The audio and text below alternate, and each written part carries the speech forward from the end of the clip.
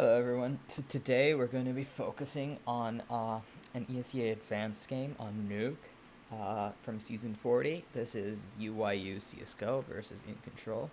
I picked this demo in particular because we see really good T-sides on Nuke from both these teams. So rather than just holding the demo forever, I would rather just record it and share it with everyone to see what both teams are doing right. We're going to be focusing on what spawn calls they make, look a little bit at their timings. We're going to be looking at some of the padding they take and just see how these teams are mid-rounding. Alright, so let's begin. We're going to start off with UYU on CT side. And this program is called CSGO Overview, so that's one word, it's a single O. You can look it up if you want it. And I'm going to hide the names because I don't personally care about the players. I just want to see what the team is doing. So for pistol round, InControl is just going to, they're going to start with an A execute. And they notice site is clear, and they drop vents, which is a really good call simply because it screws with the CT's rotations. So it can really catch teams off guard if they're planning to do an A retake, but you actually go vents. Funny round, this reminds me of Godsend versus Astralis, and that happened where Godsend went down vent, and Astralis dumped all their smokes and utility for an A retake and then realized that it was lower. So the T side won that round. So on the first anti-force round, they're going to do one guy secret with the diagonal smoke, one guy lurking outside, and then three guys starting in lobby. And the nades they throw are basically going to be like hot Molotov and vent drop nades, so they burnt 4 smokes at the start of the round. Once the secret player basically takes contact and gets a kill lower, your outside lurk gets activated. And then when the outside lurk gets activated and secret player dies, they basically just contact, they pick up a guy in hut, and then they just contact out A site with the outside player pinching from mini.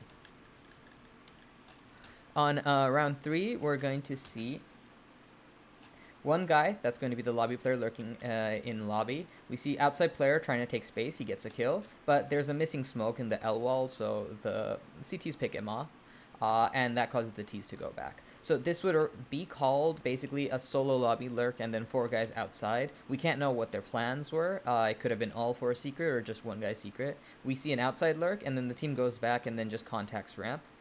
They get those kills. And at that point, the outside lurk is activated. He hears the rotates, and he clears A site, and the team backs up and takes A. They also leave a ramp lurk behind, just to play for post plant, but it's not needed in this one. So in this one right here, we're going to see what teams, what I call an aggro squeaky opening. So your squeaky player, usually your lobby player, but whichever one you want, has a good spawn and wants to get an opening. So this is just a really easy way to go for a 5v4. You expect it to get traded though, so it's going to become a 4v4. So all you're doing is you're throwing the vent drop nades, you're throwing a lot of support util, and at the same time you're just going to try to get an entry. It doesn't really matter if you get 2 kills or 1, but you should be getting 1. At the same time, they don't really throw any outside presence other than the first diagonal smoke. Off these picks, the team drops vent, and they also get a guy from ramp rushing, so they trade that, and they basically pincer lower site. They know there's the opera there, and they're just going to get a post plant on B, and I don't really care, but they win it.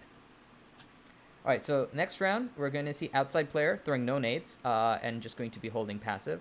The team recognizes that it's versus an eco/deco, so they're not really making a call from spawn. Instead, they're just testing out and doing a default. It's important to note they start with 3 guys in lobby because you have 3 choke points to hold to make sure that there's no aggression. They're going to try to use these smokes to get into garage, which I think is a sort of puggy way to cross. The outside player gets picked off, but the info you get is that there's a guy heaven, you maybe saw this guy right here, and maybe you saw this guy. It's a pretty good guess that you can just come out ramp, so the team decided that they're going to have their outside player lurk it, and they're just going to contact ramp at the same time. And they go B and win that round. Alright, this round, we're going to see lobby player solo, we're going to see L smokes, and the whole team is going to go outside. We're going to see one guy cross into garage, 2 guys go secret, and 1 guy staying outside lurk. These players basically, when they see that the opper is lower, they decide to take yard control, and they get some openings. The lobby player is activated at some point. They try to do a hell wrap, but this guy gets picked off, so the team just regroups and they play contact out A. I would not recommend this personally because it really, if you lost your hell player, there's no way to pincer A. And if the A players didn't rotate, it's really tough to get them out without using your util. Round 7, we're going to see the outside player just pug it out, which is just dump a little bit of util and then just test the waters. So you're not actually throwing any nades in particular. You're going to see the lobby players. So you have a player on the roof and 2 players in the lobby. And off that outside opening, the outside player crosses into garage. And then these guys are just going to do like staggered A execute and just trade things out. Based off of the information they get, decide to go lower, and the outside player decides to control mini and vent rotate. It seems InControl won that one as well. So the scoreline right now is 6-1, and it's round 8. We're going to see an aggressive hut opening, so this is another way where you could try to get a really quick kill to even it out. In this case, it ends up becoming a 4v4, but that's just what the T side would probably wanted. They're going to use minimal smokes outside, and based on the buy and based on feeling, I would assume the outside player decides to just run into secret with minimal utility. This is very risky if the opper were outside. The team tries to contact ramp, but there's the opper there, so they cancel. They try to drop vents, but it's going to be kind of messy simply because you don't have the proper util, and the A players haven't been forced to rotate yet simply because they don't know that a guy crossed secret. So just be careful in your calls that if someone goes secret but the other team doesn't know it, you can't really expect any rotates to have happened for that. So round 9, we're going to see early diagonal smokes from spawn. We're going to see top of the hut Molotov. No no vent control, so the vent player on CT side rotates immediately. And the team decides to do a 4-0-1 ramp split with the secret player just lurking it out and testing what he can find. The team successfully gets ramp control, though they lose 2 players in the process. So they decide to go back up to A through hell. Round 10. This is the eco, so it really doesn't matter. Round 11. We're going to see fast L smokes with 1 lobby player. The T side basically run into the CTs trying to fight aggro and get all the openings, so it's quite easy. They can make whatever read they want to off of this. They decide to send 1 guy into garage, 2 guys cross secret. The lobby player dies while trying to push vents, which I think is a mistake here. You shouldn't be pushing vents when you're solo. There's no one to support you, and your teammates are taking heavy contact. Instead, what you should basically be trying to do is read what opening you can get, which, in my opinion, a vent drop is not the ideal one. It could be something along the lines of playing closer to ramp. Testing ramp might be more helpful to see whether or not the ramp player rotated off all this outside contact, which, if you noticed here, he had started to do. So just be aware that dropping vents isn't the best thing to do mid-round without any util. The T's decide to go B off of that, and they end up losing that round. Round 12, no outside nades thrown, and the T's basically decide to do a sort of messed up A execute with no particular timing, so they're just hoping that they can get some opening kills and then get the bomb plant. There wasn't really an ambition in that round. Round 13, we're going to see Opper go outside player supporting him, and we're going to see 2 guys on lobby and 1 guy at roof. The roof player is watching secret while these players are kind of trying to test waters. The Opper gets picked off. So this is really just the T side testing things out, and I like what the move this outside player made, where once he knew where the opper was, he just tried to cross into secret with minimal utility based off of his understanding of the positioning, which is a good read and a good way to just show presence. He dumps his molly to let the CTs know, hey, I'm lower. And right now the CTs are trying to figure out how to rotate, but they decide not to buy anything off of it, which I think is probably because the opper didn't see more than 1 cross. The T's, they just contact ramp off of that, even though they were defaulting all over. So they faked some A presence and then at the same time contacted ramp. And now they just go down, and now they're in a really good spot because they have 4 guys lower, and the CTs are just not ready for it. So they plant B off of that. This round, this is quite a gamble, but the T side are crossing to secret without any smokes. This is a Molotov that they use here that sometimes can give you a slight one-way, so it might make it easier for you to cross. At the same time, you can see that the T's are also throwing hut nades, hut Molotov, and then vent drop nades. And the CTs, they rotated their opper through ramp to secret. The T's get picked off crossing. And because they killed a guy who's mini and then a second guy who's mini, they basically assume that A site is clear or it's very vulnerable and decide to just split from lobby and main into A site. So the round is now round 15, last round of the half. It's been an 8-6 half until now. And again, we see the T side. They're just going to rush it outside. They're going to trade down. The lobby players get a pick on ramp.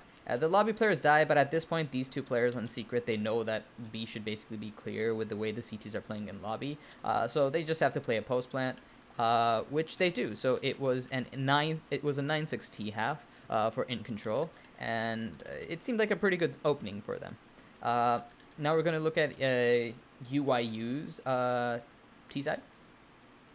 They're going to open with an A execute, and they're going to go majority through hut. And they're going to get the A site and just win the post plant. For their anti-force, anti-eco, they're going to play basically heavy outside to try to trade it out.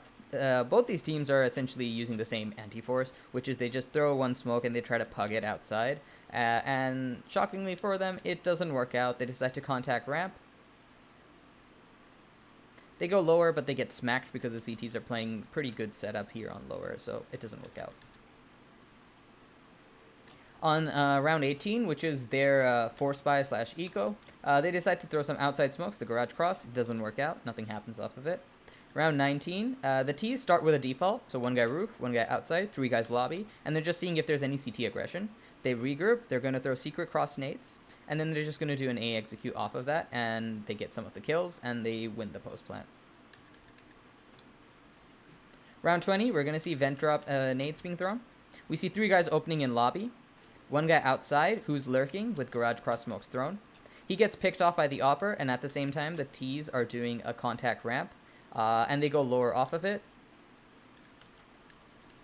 And as you can see, they just win the post plant from playing from B. If you want to see how they won B, we can also go over that as well. So basically, the T side take control room and then get the plant, and they basically play a post plant from control side. Round 21, we're going to see a 4-0-1 default where we have our outside player who's just playing very passive, and the 4 people inside lobby making a certain play. And in this case, against an eco, they decide to contact ramp. They see no ramp presence, despite no presence being shown outside, so they just assume that the CT must be hiding over there. And they also have a guy lurking hell who picks off the upper for free. They decide to go B, and this should be a pretty easy post plan for them. Round 22, they decide to do a hot rush. So in this case, we see one of the support players throwing flashes that pop over default. We see another support player molotoving hut early and then smoking heaven, the one that requires you to not break the windows. And then the team also HEs, flashes, and smokes main, and then most of them just go out through hut and trade out quite efficiently, and they will get a post plant off of that. Round 23, we're going to see a 4-0-1 opening again. Outside players playing very passive. They regroup. They're going to throw delayed diagonal smokes. And they're going to go 4 guys into secret and then 1 guy on a T roof just watching the flank. They take lower. They use Molotovs for vents and for both the U-Haul entrances, and they get the plant off of that. And the lobby player essentially becomes an outside lurk watching the secret rotates in this case. Round 24. We're going to see another 4-0-1 opening. Outside player playing passive. The T's have an op, and they're gearing towards a contact ramp play. When they see no opening, they decide to back up. They throw secret cross smokes, and then they go back to ramp. They flash. They make their presence known. They take ramp room control. The T's go 2 guys to secret. And the T's are eventually able to pincer onto B site and get some kills. And they get a plant off of that, and it seems like they will win the post plant off of that as well. Round 25, once again, a 4-0-1 opening with the outside player throwing some nades, but again playing passive. And you could argue that here the CTs had a bad read, because for the past few rounds, we've been seeing a very passive outside opening. And the CTs instead decide to play aggressive, which you could argue is not needed, simply because the Ts are playing passive and they want you to dump your util outside. The outside player gets 1 free pick. The ramp player decides to aggro off of that, and so basically just from a default, the T side got 2 opening kills, 1 on the Opera as well, and they hold, they get another CT who's playing aggro. At this point, another CT is definitely going to play aggro because there's no way they just stay on A site. And the last guy also tries to play aggro but gets traded out. Round 26 is against the Deco. We see a vent drop happen, we see a vent drop smoke thrown, we see a Molotov or main, and we see some flashes thrown. The player gets down successfully. As soon as he's down successfully, the T is regrouped to throw outside nades. So it's just going to be the standard secret cross. And instead of using any outside presence, they decide to go ramp heavy with one guy lurking in lobby. The problem is that their vent drop player dies quite early. So before his teammates are even back in lobby to contact ramp, he's already trying to take the aggro and the ramp player gets a pick off of him. One way you could work on this and avoid this mistake is your ramp player doesn't move until the teammates make contact. That way he can control the rotate, so if someone decides to rotate down vents for no reason, he can punish that before the actual hit comes. And at the same time, he's not making a risky play. Instead, he's doing a proper lurk, where he's controlling all the space and playing off of his grouped teammates' contact instead of trying to make plays on his own. And because of that, you see that the ramp hit doesn't go well, and because the ramp player is able to come back, and consequently, the T side don't really get any kills. Round 27, the T's throw minimal nades outside, and they group for an A execute. It's going to be a squeaky heavy execute where they Molotov default. They don't molly anything on hut, they just flash out. The CTs are caught off guard, and the T's will get a post plant because of it. At the same time, we have the outside player, or whoever's on roof, throwing some support utility and then going through main roof. This would be a risky play if the CTs had gotten the kills, but when the CTs are having a really tough time holding A site, you can really pressure the extra rotates coming to A site by dropping on main roof. Round 28, the T's open by throwing a vent drop nades and A rush nades just to bait the CT util. The CTs don't really dump any util, and at the same time the T's just walk and contact ramp. They do it quite successfully. In the meanwhile, the outside player is just going to throw some support util and then come back lobby and play as a lobby lurk. Once the team takes ramp control, they pause to see if there's a reaction. The CTs are quite disciplined. They don't over-rotate or over-react to anything. The T's take B. They go heavy decon side. They get the kills, and they get the B post plant. And the lobby lurk is left in trophy room and is also able to contain the rotations. So now, UYU has actually brought the game back on their T side. It's round 29, and it's 15-13. So it's been a really strong T side from them in response to the other team's strong T side.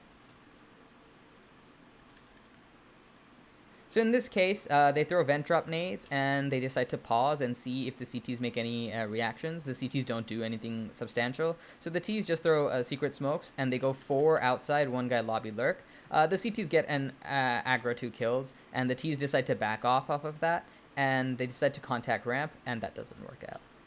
This is round 30. It's the score is 14-15. The T's again start with a default, where they throw some nades outside and for vents and an A site, and they instantly just get ready for an A execute, which is squeaky heavy. It works out for them. It's a bit scrappy, but they get the plant, and then they win the post plant. So lessons learned from this demo, you can have really strong T-sides on Nuke. And clearly, there are certain things that higher level teams on ESEA prefer to do in their matches.